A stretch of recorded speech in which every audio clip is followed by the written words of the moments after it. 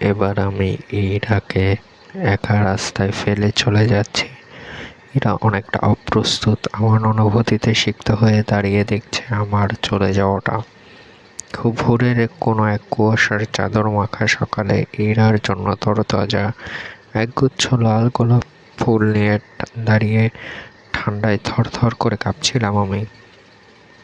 এই তো এইখানে, এই কৃষ্ণচূড়া লেনে প্রথম একান্তভাবে দেখা, প্রথম শুরু এবং প্রথম প্রেমের আনুষ্ঠানিকতা।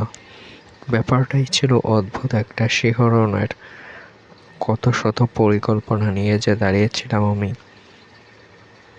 এরাও তার সর্বোচ্চটা ত্যাগ করে কোনো রকম শীতের চাদর না জড়িয়ে লাল টুকটুকে একটা জামা পরে পরীর ন্যায় কুয়াশা ভেদ করে আমার সামনে এসে দাঁড়িয়েছিল। তখন পেছন থেকে সূর্যের কিরণমালা আস্তে আস্তে তার পাখনা মেলছিল। লজ্জায় সেদিন আমি তাকাতেই পারছিলাম না ওর দিকে। সব কিছু ভুলে গিয়েছিলাম। কী পরিকল্পনা ছিল। এরা হাসছিল খুব আমার এমন অবস্থা দেখে। বলেছিল, হয়েছে হয়েছে বোকারাম, অনেক আনুষ্ঠানিকতা হয়েছে বলেই গোলাপ ফুল এক হাতে টুপ করে নিয়ে আর এক হাত দিয়ে আমার বাহু জড়িয়ে বলেছিল, চলো হাঁটিয়ে পথ ধরে। হাঁটতে হাঁটতেই কত আপন হয়ে গিয়েছিলাম আমরা। কত সাবলীল সূচনাই না ছিল আমাদের। যে রাস্তায় আমাদের প্রেমের উপাখ্যান, এই রাস্তার নাম ছিল কৃষ্ণচূড়া লেন।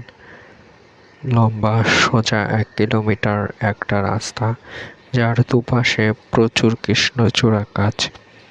আমরা রোজ এই পথ ধরে একেবারে শেষ প্রান্তে যেতাম, আর একবার শেষ প্রান্ত থেকে শুরু করে শুরুর মুখে আসতাম।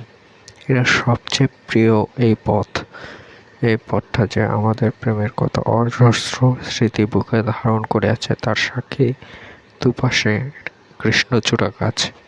আমি তো এই রাস্তার দুপাশে কতগুলো গাছ আছে, কতগুলো বিল্ডিং আছে, কোনো বিল্ডিংয়ের কালার কীরকম, কোনটা ফ্যাকাশে হয়ে গেছে আবার কালার করাতে হবে, ইত্যাদি ইত্যাদি এসব মুখস্থ করে ফেলেছিলাম। তারপর বেশ অনেকদিন পর একদিন হঠাৎ ইরা ফোন করে বলেছিল, কেমন আছো রবিন? কে বলছিলেন? ওমা, ভুলে গেছ? আমি ইরা। তা এতদিন পরে কি মনে করে? দেখা করবা একটু? কোথায়? কৃষ্ণচূড়া লেন? ঠিক আছে, কখন আসবো? খুব ভোরে, প্রথম দিন যে সময়টা আমরা দেখা করেছিলাম